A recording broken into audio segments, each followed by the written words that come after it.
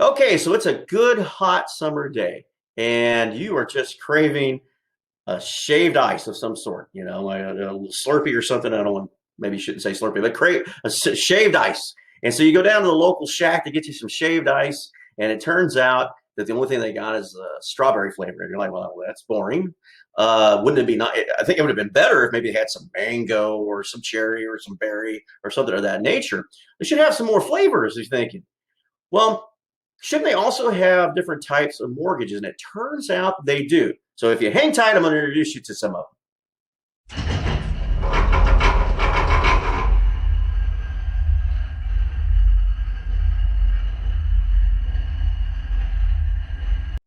All right, so here we go. Most of us are very familiar with something called a constant payment mortgage. And so what I'm going to do in this video is introduce not only, we're going to look side by side at the amortization tables. We're going to create some amortization tables for constant payment mortgage, but we're also going to introduce something called a constant amortization mortgage. And then lastly, a graduated payment mortgage. Now, this is great if you're used to Excel. We're going to build all this in Excel. It is kind of complicated. It is step by step. So don't worry about if you get kind of behind. Just stop the video, go back, and you can still hang tight, go with me step by step. So don't worry about that if you do get behind, okay? Now, it is a longer video. So what I did do is I created some links down below to a shorter version of it. Also, there is one that's the big gigantic video if you got the time to watch it. And I think that's a really good video if you get it. Puts it all together for you, okay? Now, we're not going to go into any serious theory on building these amortization tables tonight, just building the tables, all right? Now, I hope you like the video. If you do like the video, please give us a thumbs up. Hit the subscribe button and hit that bell notification so you get more videos as they come out, all right? Enjoy. All right, so let's start building a spreadsheet here. All right, I've already done some work here for you. We're going to build a amortization table here, but I've already built a few of them so we can compare them, okay? So let's just get started here. If we take a look across the top over here, you see our terms of interest. Term is 20 years. The building value is $2 million. We're going to have a loan to value ratio of 80%. So therefore our loan amount is 1.6 million. Our down payment has to be 400,000. And in this particular case, we have a 2% fee of whatever type it could be. Okay, it could be that you're paying down points or some type of fee for origination. Anyway, it's $32,000 in this particular case. All right, so let's build this spreadsheet. So the easiest way to do this is take a look. We get our monthly, our months, our beginning balance, interest payments, principals, ending balance. And in this particular case, we're creating 2 extra columns here to analyze our cash flows, both with the fee and without the fee. So let's just get started here. The best way to build this spreadsheet is to go ahead and let's take a look at our months. Now, this is going to be 240 months. So if we take here and we go bring this down, and we drag it all the way down to the bottom down here, and calculate it. Oops, you got to be careful to get ahead of us. And it's not very forgiving. Come on, get back up there. Go to 240. There we go. There we are. Click out of that for a sec. All right, let's go all the way up to the top here. And then we come down here, and the first thing we're going to do is we're going to grab that cash flow, pull it over. All right. And then on our interest column, what we're going to do is we're going to do this. We're going to go equals to V7, which is our beginning balance, times, we got to get our interest in here, which is going to be our interest rate. Now, one of the things you want to do is freeze this column, okay? So in this case, you're going to hit Shift F4. Whoops, excuse me. Let's do that backwards. Let's go F4 then. There we go. Some computers is Shift F4. Others, it can actually be Function 4. In this case, it's Function 4. All right. So now what's happening here is we're doing this monthly, so we do need to divide it by 12.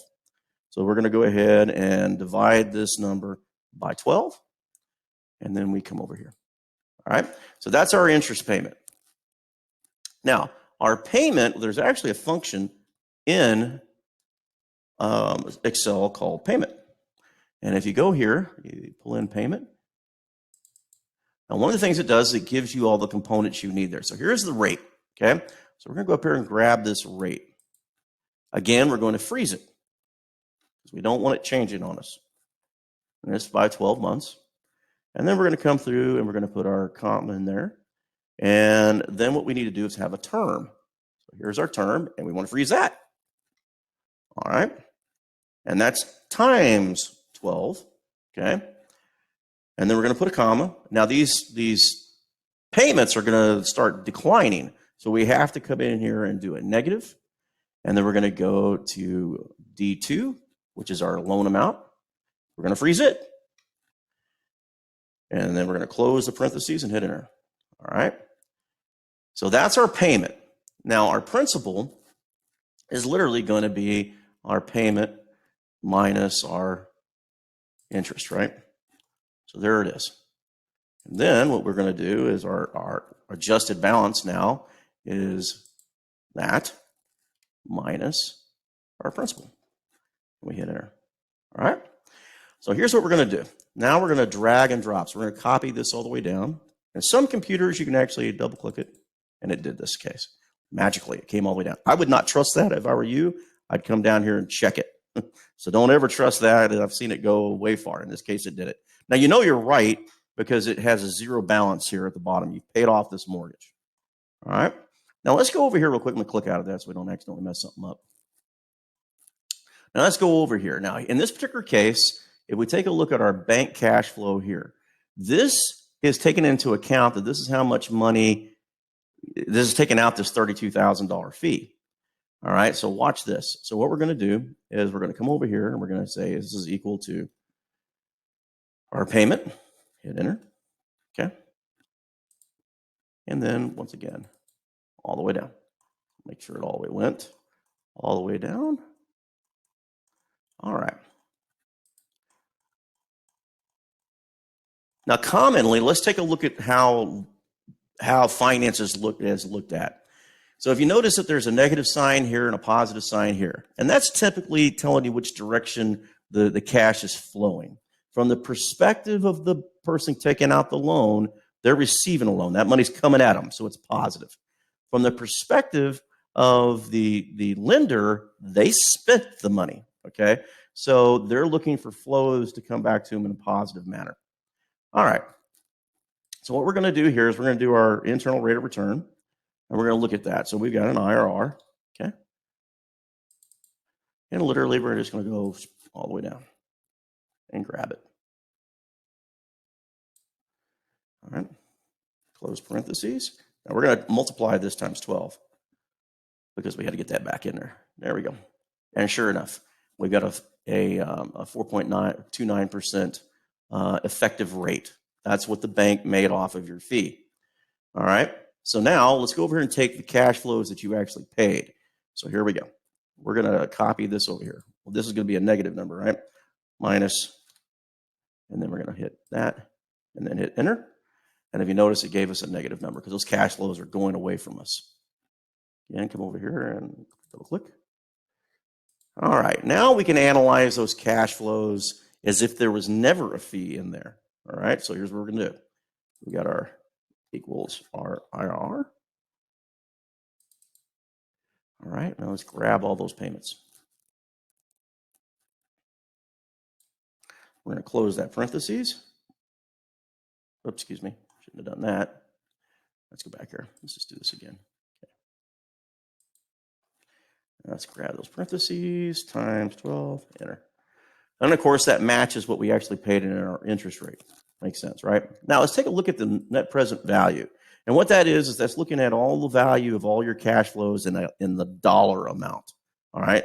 So here we go. Now Excel does something very interesting. They don't have a true net present value like you would find in a calculator. So what you have to do is you have to work around it real quick. So let's do this. So our net present value, we're going to go over here to G6 here. We're going to grab it. That's what our payment was going out, right? And then what we're going to do is we're going to add the NPV.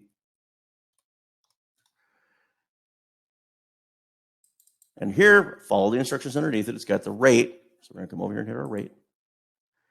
And then what we're going to do is put our comma, and then we're going to do the values. All the way down here.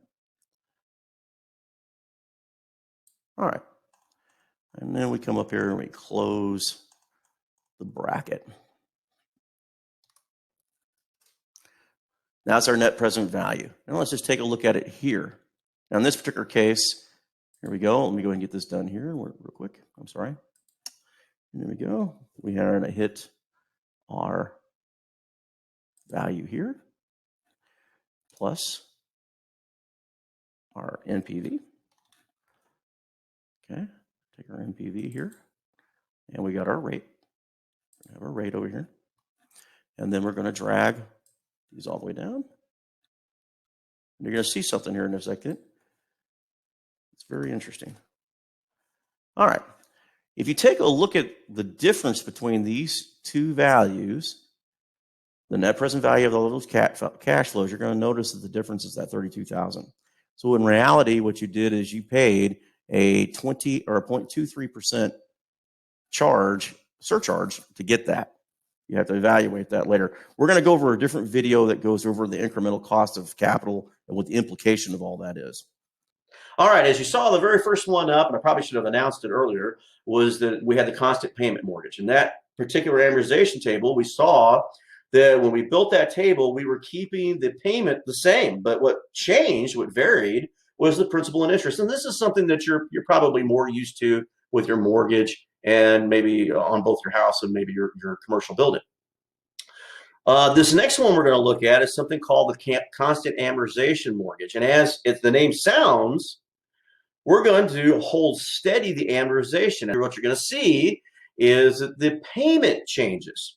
Okay, and it's one of two that we're doing with payment changes. The next one would be that graduated payment mortgage. But study how these payments change. That's a big one for you. Okay, so and also, like I said, don't forget it is kind of hard. And it is step by step.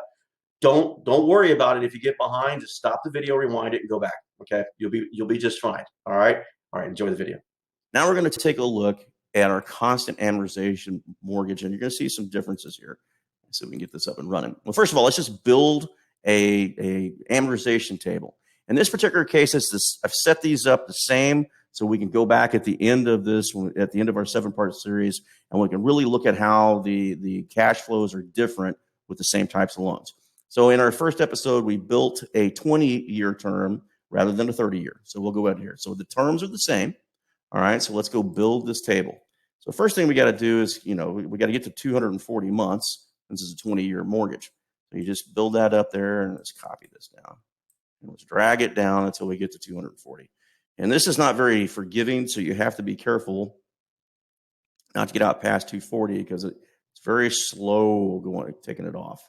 There's 240. All right. There we go. We got 240 payments there. All right. Let's go back up to our very top. And so in our beginning balance, we're going to go ahead and pick our ending balance up here. All right. And then we're going to look at our interest. So here we go. In our interest, we're going to do, it's going to be B7, which is this one right here, times our interest rate, which is right here. Now we want to freeze this so it doesn't adjust with our calculations as we go forward. So there's that. All right, now we're going to do something a little different here. In the past, we actually had a payment button for this one, and we could actually build that out. Here, we're going to have to use a constant amortization. So let's build that one next. All right, so we're going to go equals. We're going to have our loan amount. Okay, we're going to freeze that. That's F4. Okay, and some computers just shift F4. It could be control F4 and others. You just have to find out what you have basically in your computer. And we're going to divide that by our term, which we're going to freeze. Well, let's put that in parentheses, by the way. I don't want to mess with that. Let's just put that in our parentheses. Okay, we're going to put that in parentheses. We're going to freeze it. All right. And then we're going to multiply that by 12 because we got to get that to 240 months. And there is our principal. Okay. In this case, our payment is simple. It's the interest plus our principal. And there we go. That's your payment each month.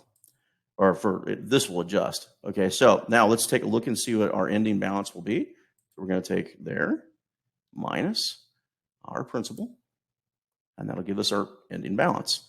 Now, here's one of the tricks you can go do. Hopefully Excel will play with us today. Well, if you highlight all that and let that handle get right there and double click it, it should take it all the way down. Don't trust that. Always go down and check and make sure that it actually gave you a zero amortization down here at the bottom. It's zeroed out. That also tells you did it right. So we check that there. All right, now let's find out how, let's take a look at these cash flows real quick. So as we can tell, our interest is starting off high and it goes down, just like in the original constant payment mortgage, but our principal remains the same. When we put these together, our payments begin to get smaller over time. And so you can imagine how your cash flows are going to look. You're going to pay higher. Your cash flows going out are going to be more in the beginning of that loan than at the end of the loan. This is different than the constant payment mortgage. All right, so let's take a look at the cash flows to the bank. So here's our payment. There's that. And let's just see if we can get our baby to, it played with us. All right, good. So we come all the way down here. Here's our cash flows to the bank, okay? Making sure those all work for us. All right, so the bank, because of the fee, actually has, their cash flows are different because of that. We're going to come over here real quick and do the same thing on this side. But in this particular case, we're going to do a negative of our payment. Hit enter. All right, and will it play with us? And it probably will not. Nope, it didn't. So what you got to do is come all the way down and pay attention. I told you right there, it'll get away from you. It's not very forgiving going back up. There it is. Go right there, release it, and it'll give us that. All right, so those are the payments without the fee. Okay, so this cash flow reflects the fee. This is without the fee. And you can take a look at what you paid for that difference in money. So you got your 4.06 in cash or in interest, but your effective rate with the fee in it is 4.32. So you paid a difference of that. And this is also your net present value here to the bank with cash flows, or with the fees, without the fees. Okay, so now that we finished putting together a constant amortization mortgage, you probably saw that those payments started off really high and started dropping really low. So that's an interesting load, isn't it? And so at the end of this video, I'm going to tell you the implication of that. Okay, so just hang tight on this. But what we're going to do now is we're going to introduce the graduated payment mortgage. And now this particular amortization model is very difficult. So if you need to take a break right now, do so. It's okay. If you also, as you start to build this one out, it is tough. So just take your breaks, you stop it. But when you get done, you're going to learn so much about these different type of mortgage types. I think you're really going to get a lot out of this video. All right, so enjoy. Now, I did change up the format a little bit different so it doesn't confuse you from the previous episodes. We're still keeping the same value of the property at $2 million, loan to value ratio 8%, and the loan amount of $1.6 million. That's the same. Same as the interest rate. It's 4.06% over a 30-year mortgage this time rather than a 20. Then we're going to have, now the graduated payment mortgages, the way they work is they reset every so often. In this case, it's 5 years. And then there's the incremental cost of that capital, which is 18%, which is the unique characterization or character of a graduated payment mortgage. You actually get to see what the incremental cost is of that capital. But it has a very unique cash flow footprint. We're going to see that here in a second. But first, let's go ahead and build the amortization table. Now, bear with me. It's very complicated. So like I said, if you get to a point where it's getting ahead of you, just stop the recording and make sure you get the formulas in correctly. The very first thing we have to do, though, is we have to figure out our initial payment. And this is pretty complicated. So let's go ahead and get started here. Here we go. We're going to start right here in our formula. We're going to figure out our payment. Okay. So we're going to put a 1 here, hit enter. And on this one, we're going to have to put a formula in. So we're going to be equals to, and this is where it's important to keep up with the parentheses, 1 plus, we're going to go up here and we're going to go, okay, B10 is our incremental amount. We need to freeze that, and everybody's computer is a little bit different. You'll know it's frozen because you'll see the two dollar signs in there, one for the column and one for the row. Some computers, it's actually function F4, others is shift, and others could be control F4. You just have to decide what it is on your computer. We're going to close this parentheses. We're going to raise it to the power, okay? Put another parentheses in, and we're going to go here to B23, raise it to that one, minus 1. Okay, hit enter. All right. You'll know it's correct because it's higher than the one in front of it. All right. We're going to grab it and drag it down to 5. And each one of these should incrementally go higher. All right. Now, the next one we're going to do is from year 6 all the way to 30. So let's take a look at that. So again, we're going to equal sign, parentheses, 1 plus B10. Freeze it. Close it.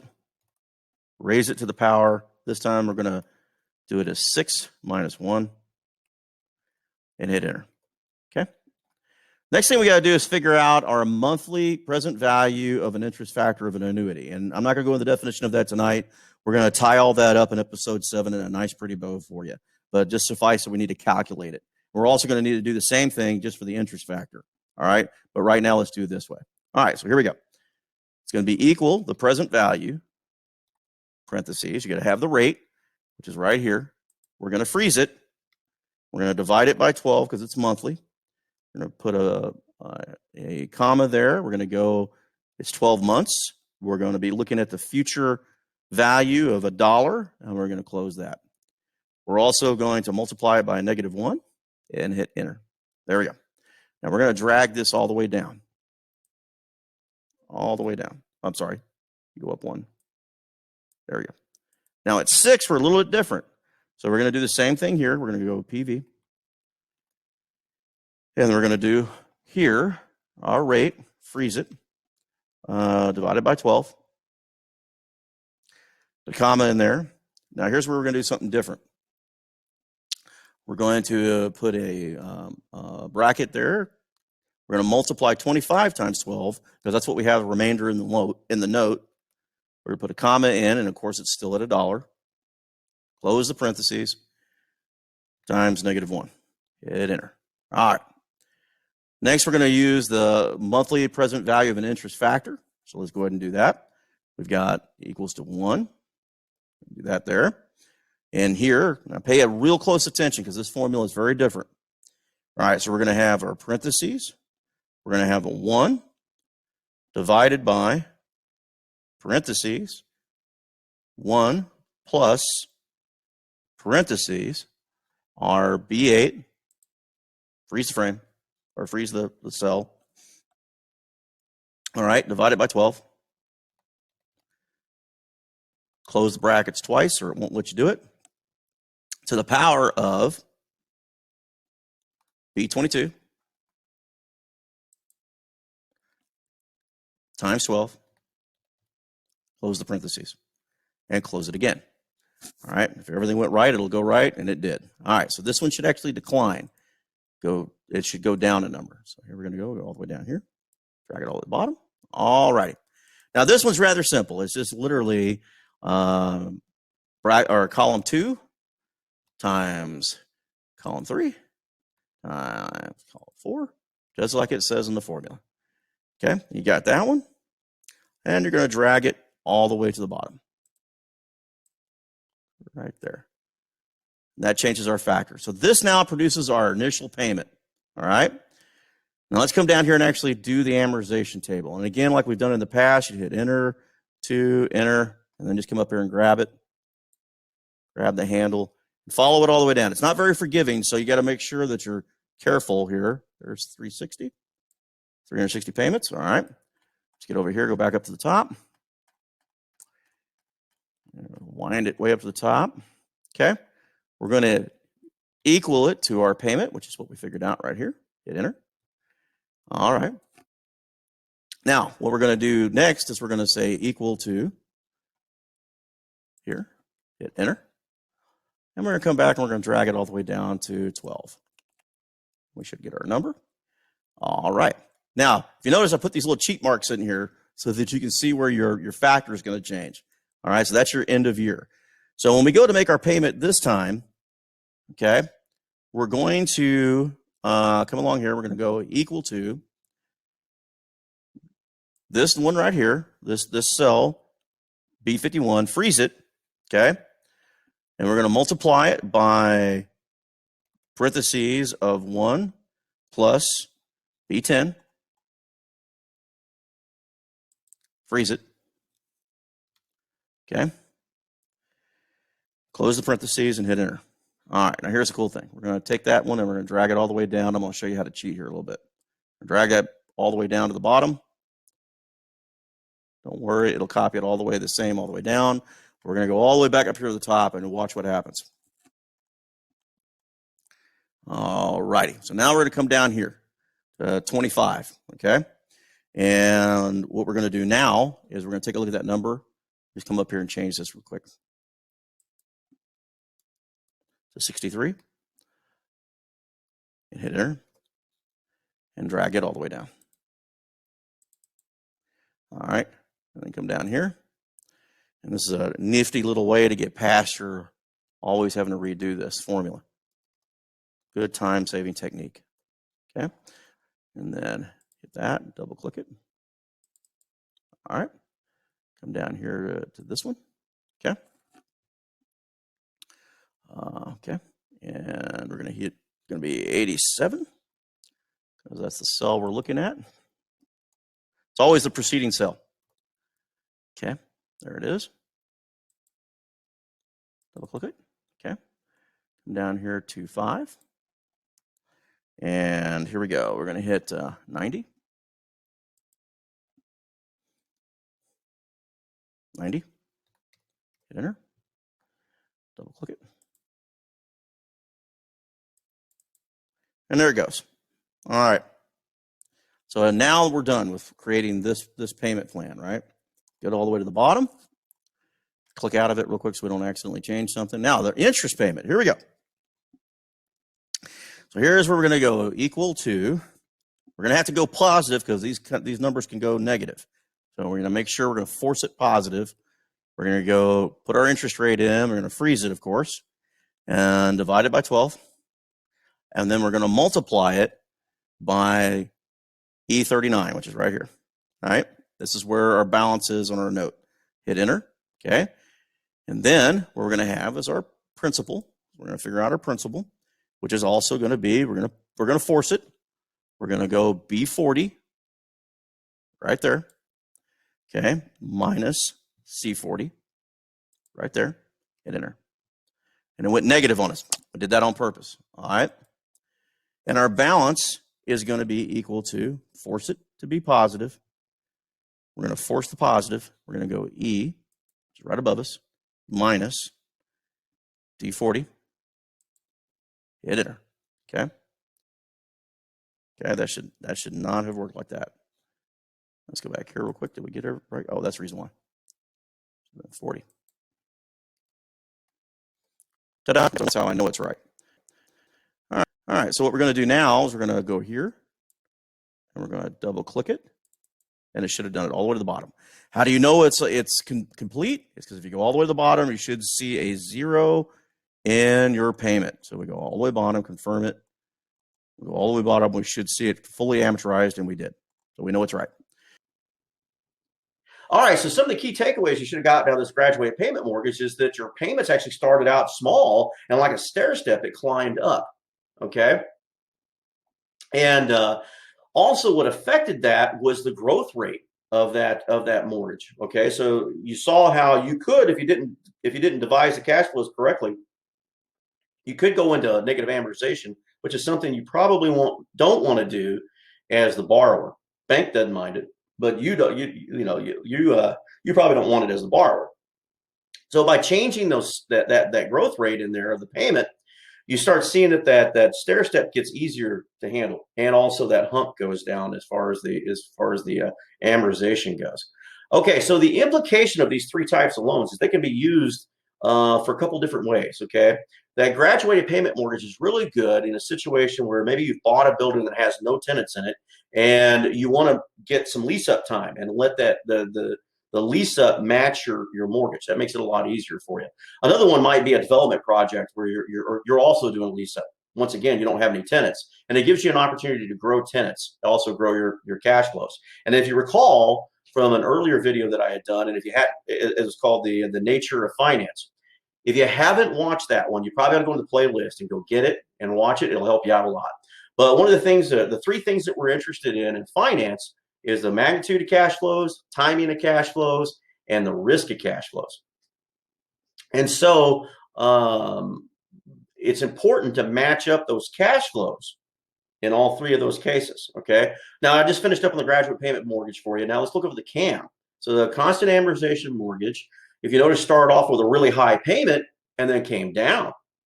Okay. So that might be a situation too, or maybe you're selling off something and you're not getting the cash flows out of it. Or maybe you got tenants that are leaving so that you can go do a redevelopment project.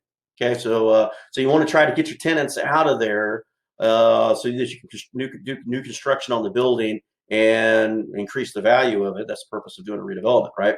But that can help you out there. Now, a constant payment mortgage is just like a normal, plain vanilla, or plain strawberry Slurpee, or whatever the case may be. It's something you've always had, or most people have had because they've had a mortgage on their house, and they probably have a mortgage on their building. But that's just simply where the mortgage payments are the same. And that's usually really good for mature buildings where the tenants are the same. Even if you have to change out, maybe your lease is up on one, the lease up is not that hard to go do. All right. All right. So I hope you enjoyed the video. Now, at the end of this video, I'm going to put an end card up that gives you the next suggested videos. And like I said, go down into the description and so you can see the other videos that are associated with this one as well. All right. Have a great day.